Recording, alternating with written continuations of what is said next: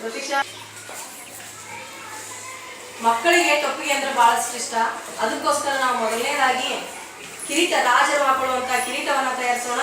ಎರಡನೇದಾಗಿ ರೈತರ ಟೊಪ್ಪಿಗೆಯನ್ನ ತಯಾರಿಸೋಣ. ಮೂರನೇದಾಗಿ ನಮಾಜ್ ಟೊಪ್ಪಿಗೆಯನ್ನ ತಯಾರಿಸೋಣ. ಮೊದಲನೇದಾಗಿ ನಾವು ಕಿರೀಟನ ತಯಾರಿಸೋಣ.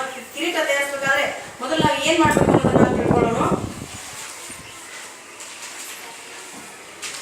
ಪೇಪರ್ ಅನ್ನ ಸಮೀಪ ಪ್ರತೀಕ್ಷಾ ಪೇಪರ್ ಇದು ಮಾಡಿದ್ವಿ. ಈ ರೀತಿ ಪೇಪರ್ ಅನ್ನ ಏನ್ ಮಾಡಬೇಕು, ಫೋಲ್ಡಿಂಗ್ ಮಾಡಬೇಕು. ಈ ರೀತಿ ಪೇಪರ್ ಅನ್ನ ಎರಡೂ ಸೈಡ್ ಫೋಲ್ಡಿಂಗ್ ಮಾಡಬೇಕು.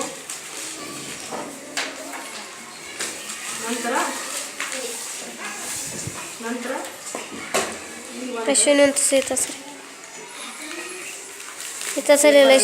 ಈ ರೀತಿ ಮಡ್ಚ್ಕೋಬೇಕು. ನಂತರ ಈ ಪೇಪರ್ ಅನ್ನ ಇನ್ನೊಂದು ಫೋಲ್ಡಿಂಗ್ ಮಾಡಬೇಕು.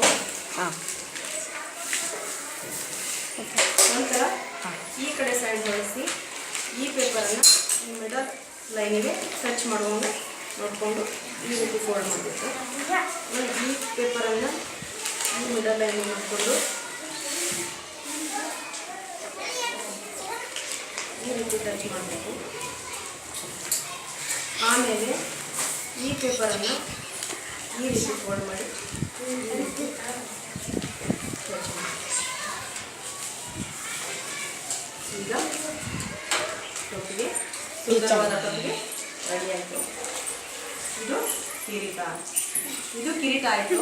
ಈಗ ಇದೇ ಟೊಪ್ಪಿಗೆಯನ್ನು ತೆಗೆದುಕೊಂಡು ನಾವು ರೈತರ ಟೊಪ್ಪಿಗೆಯನ್ನು ಮಾಡ್ಬೋದು. ಇದನ್ನು ಇನ್ನೊಂದು ಫೋಲ್ಡಿಂಗ್ ಮಾಡಿ, ಈ ಕಡೆ ಫೋಲ್ಡಿಂಗ್ ಮಾಡಿ ಸೇರಿಸಿಬಿಟ್ಟಾಗ ಇದು ರೈತರ ಟೊಪ್ಪಿಗೆ ಆಯಿತು.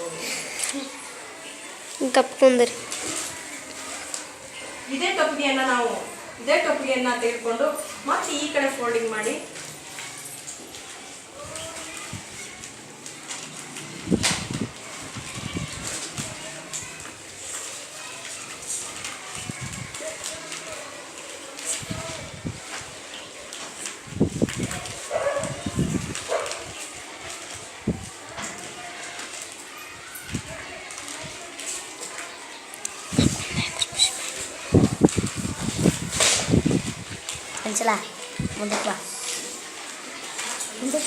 ನೀವು ಮಾತಾಡ್ದಲ್ವ ಅಷ್ಟು ಈ ರೀತಿ ಮಾಡಿ ನಮಾಜ್ ಮಾಡಬಹುದು. ಈಗ ಕಿರೀಟ ಟೊಪ್ಪಿಗೆ ಹಾಗೂ ರೈತನ ಟೊಪ್ಪಿಗೆಯನ್ನು